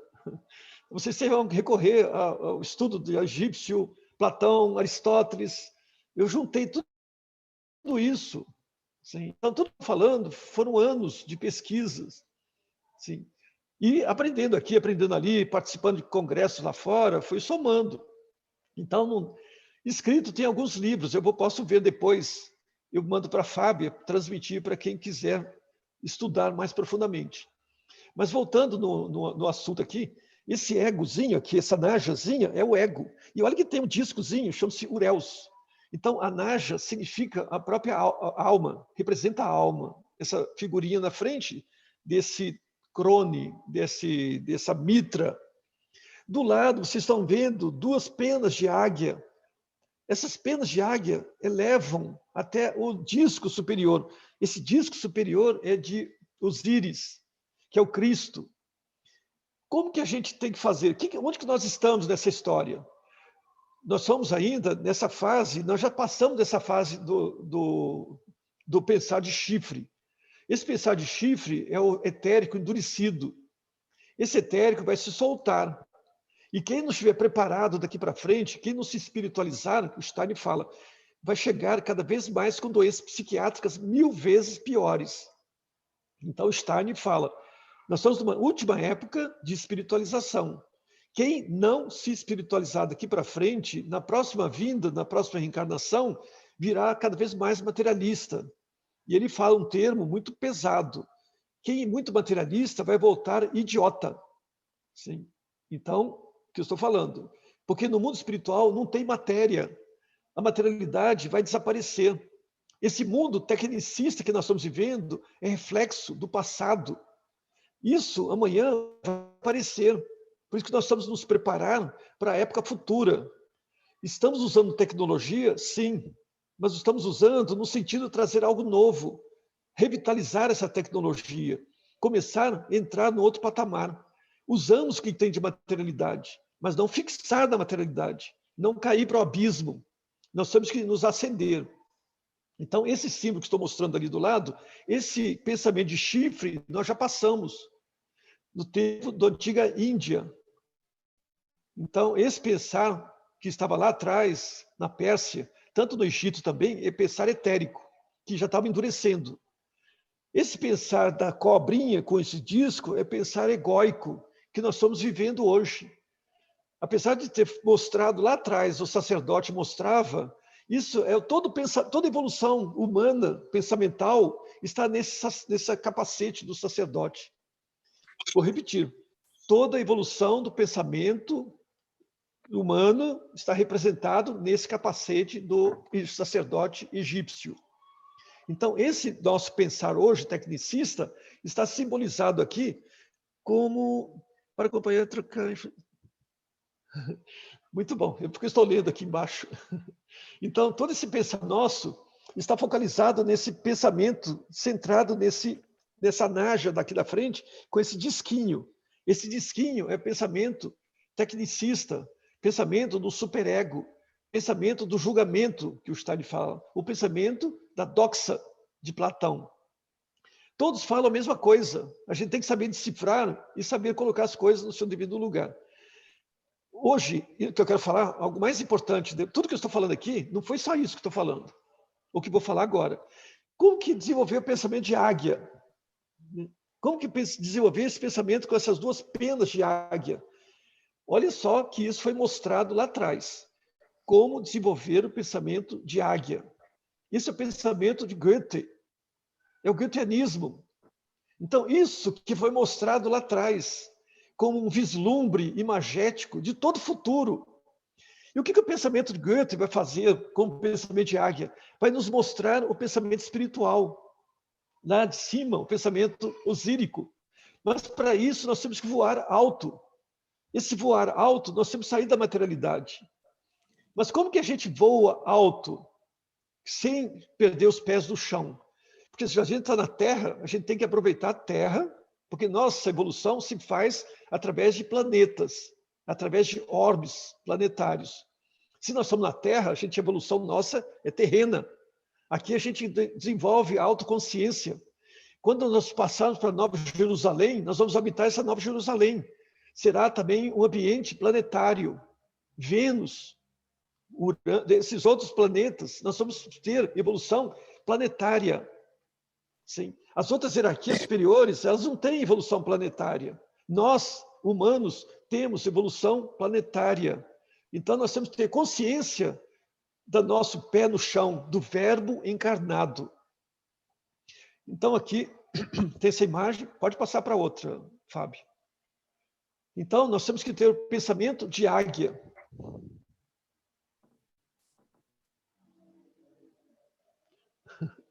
Então, esse pensamento de águia, aqui, eu estou simbolizando, estou representando aqui, esses 3 formas de pensamento que o Stein falou, isso é para o futuro.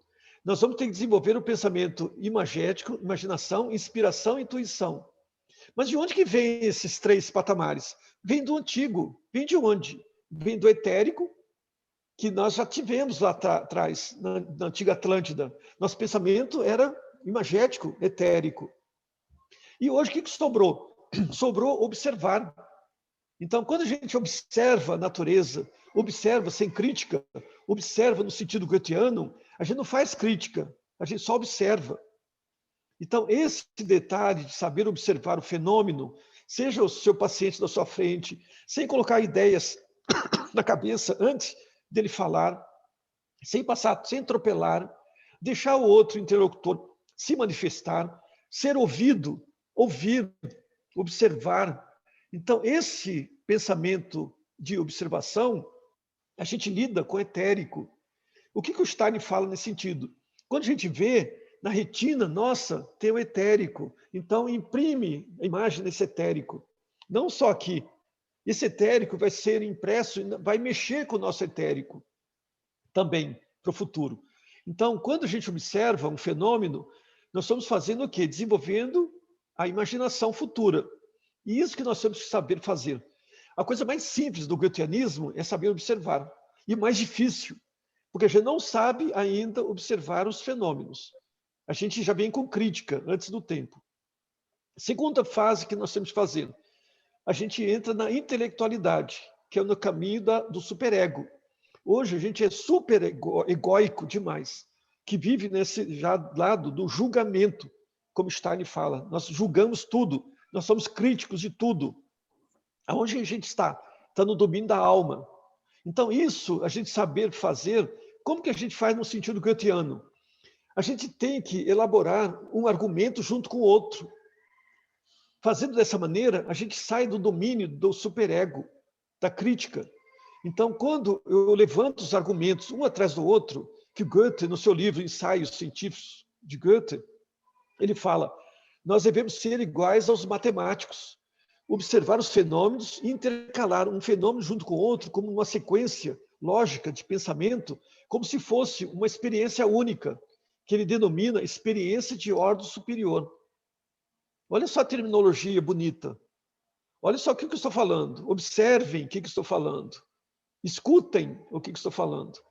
Quando a gente levanta os argumentos um atrás do outro, como numa sequência matemática de um argumento pegando no outro, como se fosse uma só experiência, isso Goethe denominava experiência de ordem superior. E que Aristóteles chamava de 10 categorias. Então, vocês podem pegar depois as 10 categorias de Aristóteles. E o Stein fala, o que significa essas 10 categorias? São vários detalhes que nós falamos na vez passada. Tem essência, tem qualidade, quantidade, tempo, posição, sentimento, tudo que a pessoa está fazendo, que a gente vai levantando os argumentos. Isso tudo, emendado um junto com o outro, nos eleva, a gente sai do domínio do superego, nós saímos do domínio do Ahriman. Então, grande meta nossa hoje, a gente não ser pego pelo Ahriman. E onde o Ahriman está por trás? Aonde? Primeiro, naqueles remédios benzodiazepínicos, porque eles competem com a química que a gente usa para pensar. Segundo lugar, o Ahriman está no pensamento técnico. Então, do superego. A gente cristaliza um conceito, a gente cristaliza um argumento, a gente cristaliza um julgamento e nós somos críticos. Isso é o Ahriman que está por trás. Então, como a gente combate isso? A gente ter aquele pensamento de águia. Como que é pensamento de águia? Temos que voar alto. Como que se faz? Levantando os argumentos um atrás do outro, que chama-se experiência de ordem superior. Para quem tudo isso? Para a gente chegar naquele pensamento osírico, lá de cima, daquela esfera, que é o pensamento espiritual, que está o desenho aqui em cima, do lado. Isso chama-se ideia. Para chegar à ideia do fenômeno, chama-se intuição, que o Goethe chamava de Intuition oder Contemplation. Contemplar ou ter intuição. Isso não depende mais da gente. Isso, quando a gente chegar aqui, é uma benção. Se a gente souber fazer o dever de casa direito, nós vamos ter a benção. Bênção é ser abençoado. Por quê? Pelas hierarquias. Por quê? Elas vão descer. Elas vão descer. Mas isso, descer, não você trabalhando sozinho. Esse descer, como a Fábia falou, quando 2 ou 3 estiverem reunidos em meu nome, algo novo que brota da união. Eu estou lendo e a Fábia vai ler de novo. E a gente nunca pode esquecer isso. A força não é mais uma força de si próprio, mas dos outros que vivem altruisticamente. Essa associação humana vão fazer que as entidades vão descer. Olha só, olha o que estou falando. Tudo que estou falando, tudo igual. Eu estou só repetindo em outra linguagem. Eu estou dissecando tudo que nós estudamos, tudo que nós aprendemos. Então, o que nós temos que fazer como tarefa espiritual do mundo hoje? São esses 2 patamares aqui que estão mostrando. É observar e intelectualizar. Mas intelectualizar não no sentido do superego, de ser crítico, da doxa. Nós estamos o intelectual no sentido das asas da águia. Nós temos que ser o pensamento de águia, que voa alto, que sabe levantar os argumentos um atrás do outro, como uma experiência de ordem superior. Quando a gente faz isso, a gente está chegando numa inspiração. O que significa inspiração? Inspirar é algo que vem do alto. Você tem que fazer seu dever de casa. O que é seu dever de casa? É o que você está aqui na matéria. Na matéria, você tem que chegar a essa intelectualização. Mas quando vem a inspiração, vem do alto. Você inspira, você se abre. Como foi falado na vez passada, a gente tem que ser uma planta, igual a clorofila. Você tem que crescer até chegar num ponto que se abre com uma coroa, com uma corola, para que a flor possa nascer, que vem de cima. A flor não depende da gente. Mas se você não se esforça, você é só um brotinho, ou um galinho, você não faz força para se abrir, você não vai receber esse do alto. Então, o alto não vem nascer uma flor dentro de você. Então, não vem inspiração nem intuição. Sim? Então, são fases de evolução. Então, essas 2 primeiras que a gente tem que fazer. E hoje, o mais importante é desenvolver a alma. A alma no sentido da gente passar um passo para frente. Como? Através do pensar de águia. Estou repetindo tudo de novo. Pode dar um passo para frente, Fábio. Por que temos que trabalhar na alma? Porque no futuro distante, na Nova Jerusalém, o eu que tem que trabalhar nessa alma. O eu vai transformar nossa alma em manas, que é a personalidade espiritual. Então, nossa alma precisa ser burilada. Nossa alma precisa ser trabalhada. E como ela tem o erro, tem o pecado, tem tudo que coisa ruim, porque a gente evolui dessa maneira. Não pensar que a gente evolui porque é bonitinho, gostosinho, não. Isso não existe. A gente foi contaminado pelo mal. E graças ao mal que a gente evolui. Então, a gente tem que agradecer pelo mal. Como que agradece? Subindo o degrau do espírito, que nós estamos falando aqui agora. Como que a gente sobe? De toda maneira, do id, passando pelo ego, pelo superego, chegando a ser crítico, depois tem que chegar ao pensamento de águia, até chegar o eu ficar mais evoluído. Mas como que a gente pode trabalhar isso, nossa alma? Daquelas 3 maneiras que a gente trabalhou aqui, voltando na nossa meditação correta. O que é? Ora, convive et labora. Fazendo dessa maneira, vocês vão observar que a gente observa cada dia que a gente está vivendo meditativamente o dia inteiro. Uma hora eu estou rezando, eu rezei os estrofes. Outra hora eu estou convivendo. Convivendo, eu estou, puxa, fulano de tal, você está precisando de minha ajuda? Você está fazendo isso? Outra hora eu estou trabalhando. Então, esses 3 patamares, eu estou lidando com a minha alma de 3 maneiras também, no termos evoluído.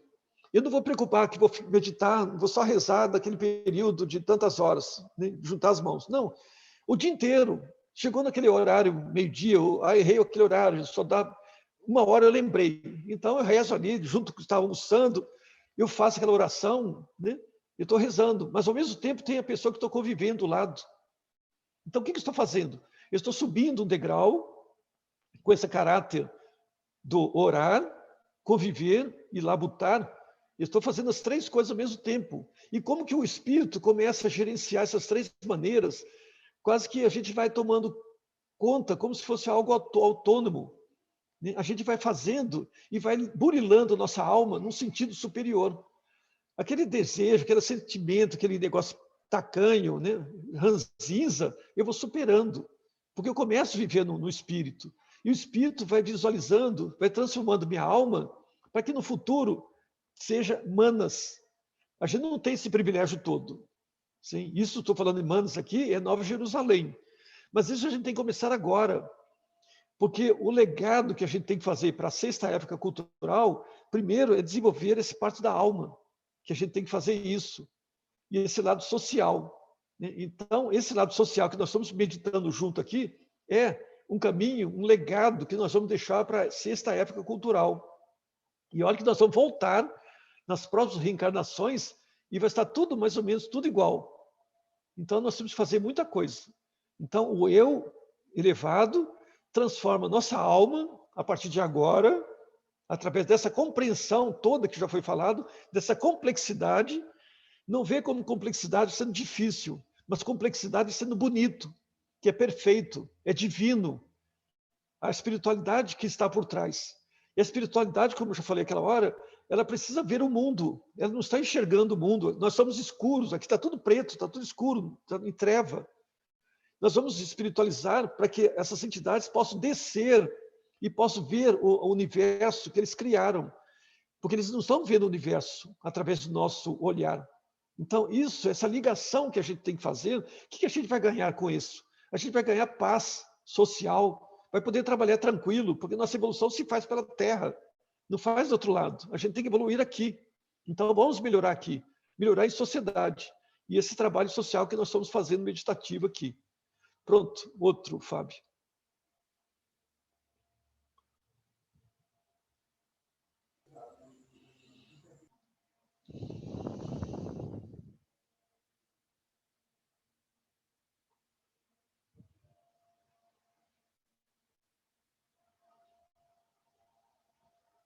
Aí pausa para descansar também. Então, isso aqui é para fechar o hoje, né, Fábio? Porque já fica cansativo, né? Então, isso aqui, eu coloquei, por último, isso aqui eu assisti os dramas de mistério do Steiner, são 4 dramas de mistérios, e um deles eu achei muito interessante, que eu coloquei aqui, é o Ahriman, porque lá no proscênio, no palco, muitas vezes tem o Lúcifer e Ahriman dialogando. Então, tem o homem, o ser humano, né, representado ali, e ele dialogando com essas forças. É algo fantástico, né? Como que o Steiner, através da sua visão suprassensível, colocou em cena esses 2 seres, né, maléficos. E essa que eu vou deixar aqui, vou ler aqui, o que traduz? O Ahriman, ele se apoderou da nossa doxa. ele se apoderou do nosso superego. O que ele faz? Ele faz com que nosso pensamento seja tacanho, seja tecnicista, seja, como que é? Só aquele detalhezinho. Eu sou cobra no receitar tal remédio e não sai daquilo, né? Eu não evoluí. Sim, eu fiquei naquela vida, né? Que não evoluí. E quem usa isso? É o Ariman. Mas quando a gente tem o pensamento de Goethe, pensamento da ave que voa, da águia que voa alto, esse pensamento que leva à experiência de ordem superior, olha o que o Ariman fala. Olha o que a gente consegue fazer com que o Ariman não nos atormente mais. Olha só. Isso lá na cena do Mistério, Drama de Mistério do Stein, no volume 2, a evolução da alma. Der Seele erwachsen. A evolução da alma, ou despertar da alma. Talvez seja mais assim, porque o Nico vai me corrigir. Então, despertar da alma. Despertar da alma, olha só o que você está falando. Agora é hora de eu deixar seu círculo. Olha só, agora é hora de deixar seu círculo. Por que o Ariman vai deixar nosso círculo? O que fez com que a Ariman deixasse nosso círculo? Me retiro o mais longe possível. Olha só o que ele está falando. Me retiro o mais longe possível, pois com seu refletir, olha só, com seu refletir, eu posso pensar a minha verdade. Olha que coisa, é fantástico. Ariman está falando. Parte de mim, parte de meu poder, lentamente me destrói. Então, Ariman desaparece, Ariman sai de cena. Então, o que está acontecendo aqui? Se a gente quiser ter um domínio nosso, eu próprio, independente de influência de Ariman, do materialismo, eu tenho que fazer tudo isso que eu falei. Hoje, nós tivemos essa aula do desenvolvimento do pensar. Sim. Esse desenvolvimento do pensar, chegamos nessa esfera do pensamento que é espiritualizado. Mas para chegar ao pensamento espiritualizado, a gente é abençoado. Não pensa, vou meditar agora, vou ter um pensamento espiritualizado. Não, esse pensamento é abençoado. Nós vamos receber como bênção. Mas para se receber como bênção, eu tenho que subir um degrau. Esse degrau é histórico. Desde as civilizações antigas, até a gente chegar nesse superego agora. Esse ego prepotente, arrogante. Então a gente tem que sair disso, nesse lado. Mas como sair disso? Esse pensamento de águia, que a gente vai voar longe, que foi mostrado lá no tempo do Egito, que é o pensamento de Goethe. Então a gente tem que ler os ensaios de Goethe. Isso todos nós que estamos aqui, se nós estamos querendo entrar nessa esfera, nós temos que ler esse livrinho, é pequenininho, fininho assim, ó. Então, tudo bem que estão assistindo aqui, mas se a gente não cair de cabeça no estudo, vai ficar só como uma aula expositiva. Então, isso não adianta nada.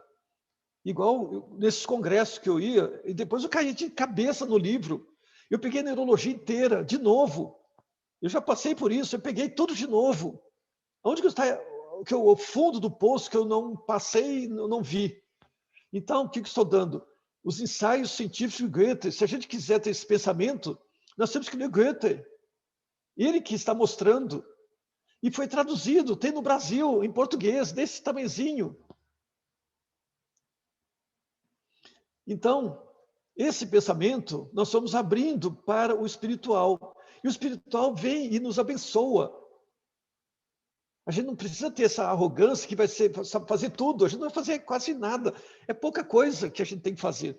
E essa pouca coisa, nós não estamos fazendo nada. Nada. Não sabemos nem meditar. 10 pessoas na Alemanha não souberam meditar. Aconteceu a guerra. E pode acontecer outra guerra agora, outra coisa, não sei o quê. Nós estamos vivendo essa pandemia, esse pandemônio generalizado por culpa nossa. Porque nós não estamos fazendo direito. Então, aqueles 3 patamares, vamos tentar fazer: orar, conviver e elaborar. Nós estamos trabalhando juntos, nós tivemos grande progresso. A gente sente essa aura em torno da gente. Nós estamos bem distantes. Um está em Florianópolis, outro está lá em Recife, outro está lá em outra cidade. Então, esse lado, nós abrimos um leque. Imagine a espiritualidade lá em cima, começando a visualizar. O Stein fala em outro grupo esotérico, fala que nós temos que abrir e iluminar nosso luzeiro. Nós temos que ser luzeiros. Isso são palavras dele, né, do Stein. Temos que ser luz, nós somos luz. Se nós somos luz, nós temos que brilhar nossa luz. Mas como que brilha? Nós nos espiritualizando. E para isso, nós temos que começar de baixo para cima, fazendo esse esforço, tudo que está sendo mostrado aqui. Para chegar no ponto, porque nós estamos dentro da antroposofia. A antroposofia tem a ver com o pensar. Esse pensar, nós estamos no pensar da alma da consciência. Então, nós temos que dar um passo para frente. Esse momento que nós estamos abordando aqui tem a ver justamente isso. Nós vamos dar um passo para frente. Essa aula aqui é um legado para a época futura, que é esse pensamento de águia, esse pensamento de Goethe, e que tudo já foi falado. Só nós temos que colocar em prática, nós temos que estudar e colocar em prática. E Ahriman, quando fala isso, agora é hora de eu deixar seu círculo, olha só que algo fantástico, porque o Ahriman está grudado com a gente, nosso pensamento materialista, ele está grudado na nossa doxa, no nosso superego, na nossa arrogância tecnicista. Me retiro o mais longe possível. Me retiro o mais longe possível, pois com o seu refletir, eu posso pensar a minha verdade. O que faz? Ele confronta. Quando a gente pensa no modo goetheano, em argumentações, experiência de ordem superior, então ele reflete, ele pensa a verdade dele. Sim, ele vê o que ele está ali. Ele faz por reflexo, ele não tem consciência do que faz. Ahriman, Lúcifer, eles não têm consciência do que eles estão fazendo. Nós vamos ajudá-los, nós vamos desencantá-los, porque são seres encantados. Encantados significa que eles só sabem fazer aquilo. Nós que temos a liberdade, nós temos a liberdade. Então, nós podemos ajudá-los. Então, quando eles podem refletir a verdade deles, eles se salvam, eles são perdoados. Olha só que quanta responsabilidade, quantas verdades estão saindo daqui. Isso tudo é do homem, do ser humano. Parte desse poder lentamente me destrói, em que ele fala. Se ele fica preso aí, ele não entende. O Ahriman não entende o pensar goetheano. Ele não entende, ele sai, ele abandona. Olha que a gente fica livre. Livre, não é para ficar livre depois, não. É para ajudar a perdoar esses seres. Porque o Stein falou, quem vai perdoar esses seres somos nós, seres humanos. Não pensa que, não, se você é mau, sai de mim, vai para o outro, vai para o vizinho. Não, nós temos que perdoá-los. Porque eles que nos trouxeram, o que é? Liberdade, primeiramente. Conhecimento, esse pensamento crítico, ser materialista, nós conquistamos tudo por causa deles. Então, nós temos que agradecer tudo isso. Então, isso que eu queria trazer hoje para vocês aqui. Essa segunda aula foi sobre a alma humana. E toda vez que alguém ler aqueles 3 fascículos, a alma humana, começa a pensar como que nós somos, como que nós temos que desenvolver. E tudo que foi falado aqui, que vai servir para reverberar, que no futuro, mesmo que a gente volte a falar, que isso tudo nós temos que repetir. A evolução, olha que tudo que foi falado aqui, já desde o Egito Antigo foi mostrado. Goethe mostrou, o Stein mostrou, Freud mostrou. E ninguém está vendo ainda. Vamos começar a ver, visualizar. Para quê? Porque agora é o momento de darmos um passo para cima, ter esse pensamento de águia. Então, isso que foi a segunda aula sobre a meditação correta, que nós estamos visualizando, mas primeiro a gente tinha que conhecer a alma. Então, tinha que mostrar como que é a nossa alma. Desde Platão, passando por Aristóteles, o que acontece no nosso pensar, que é a imagem que é feita ali, que a gente vê, o espírito vê as imagens, mas não só os espíritos. As hierarquias veem através da nossa imagem que a gente fabrica aqui. Olha a responsabilidade. Então, é muito grande, é muito grandioso o nosso trabalho. E nós somos a religião para esses seres espirituais. Então, vamos nos tornar algo dignos para esses seres poderem descer, como a Fábia vai ler de novo. Então, essa força, o viver altruísta um no outro, faz com que entidades desçam Então, eu vou terminar aqui para todo mundo meditar muita coisa, para todos nós alimentarmos durante 15 dias. Daqui a 15 dias a gente volta nesse mesmo bate-canal. Pronto, Fábio. Doutor Antônio, nós só podemos lhe agradecer, né, por todo esse caminho que o senhor está proporcionando, né, principalmente sobre a meditação, e hoje aprofundando ainda mais, para que a gente continue dentro desse processo, nessa firmeza, né, desse comportamento.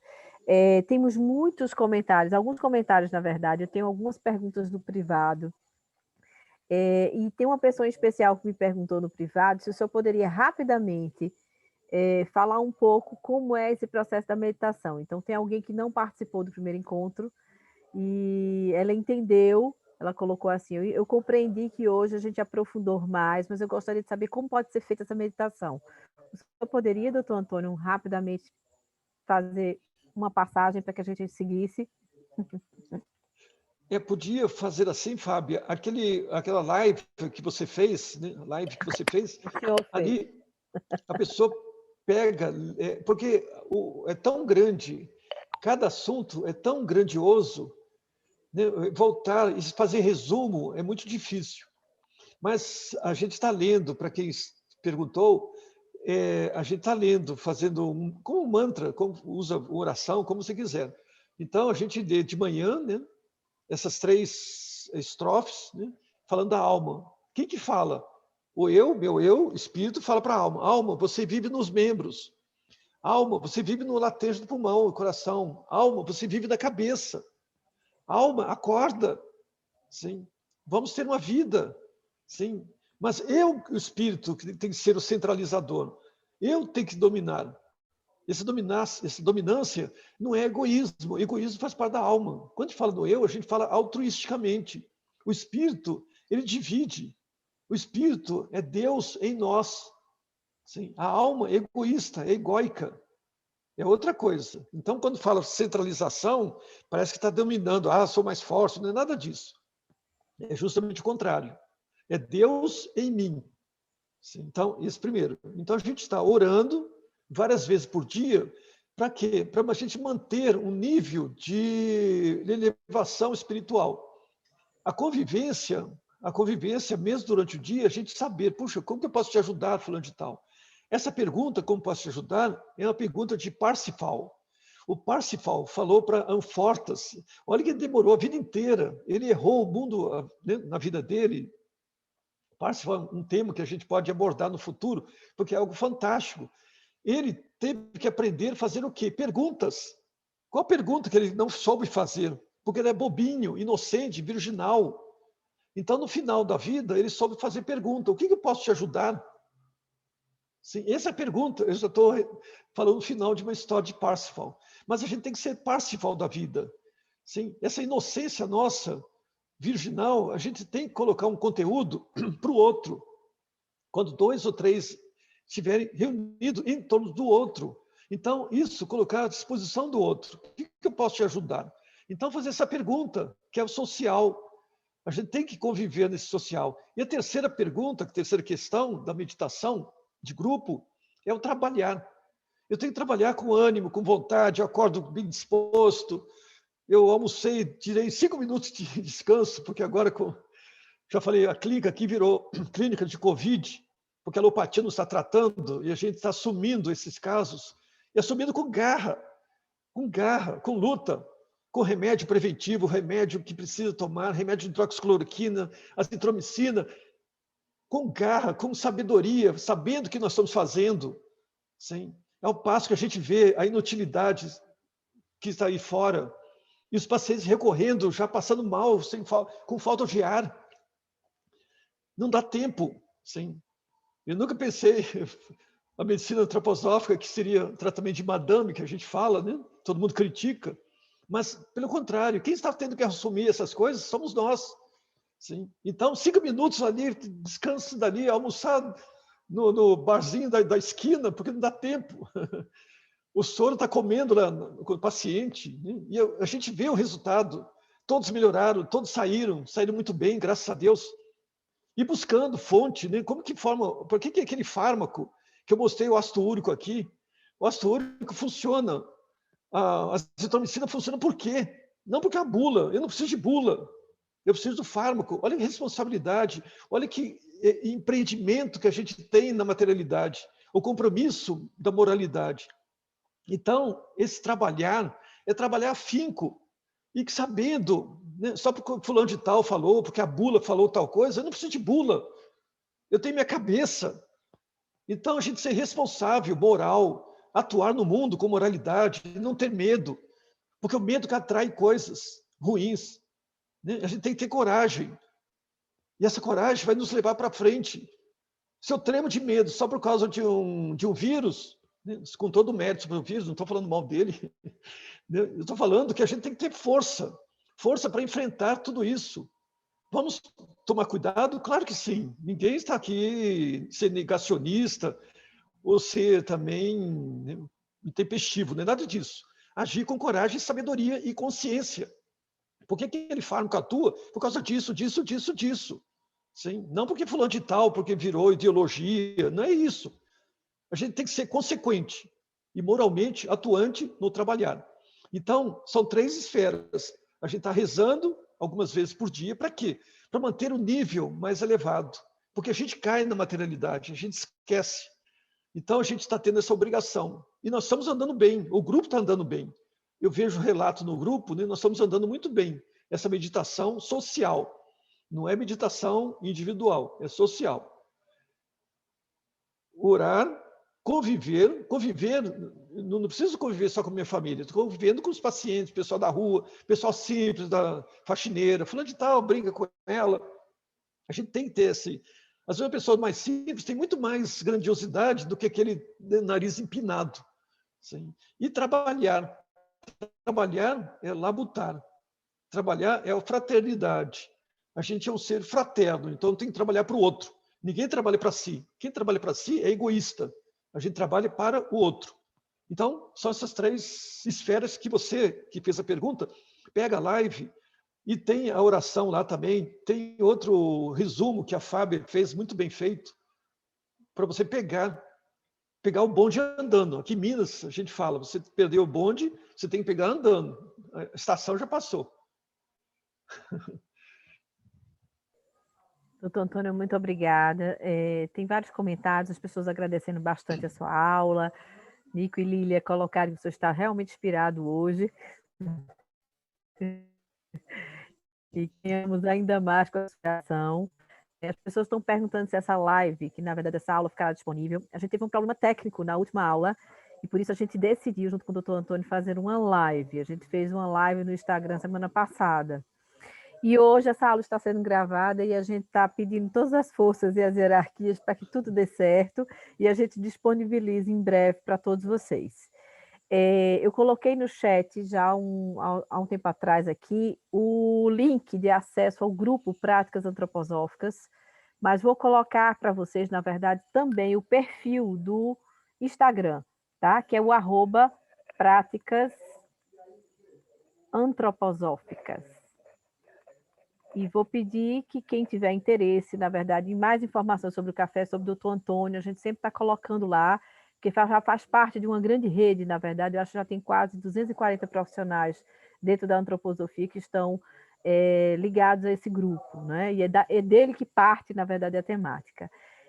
Doutor Antônio, muito obrigada pelo esclarecimento, mais uma vez, da meditação. De fato, todos que participam daqui recebem por e-mail essas anotações do doutor Antônio e também as orientações para esse processo da meditação correta, impulsionado por ele nesse momento, e todos estão meditando de uma forma, obviamente, cada um no seu ritmo, mas, como o doutor Antônio bem disse, uma meditação social. Então, é muito importante que quem também entrar no grupo e começar a fazer o processo da meditação, se puderem partilhar conosco suas experiências, né, o que é que estão percebendo, também vai ser de uma riqueza tamanha.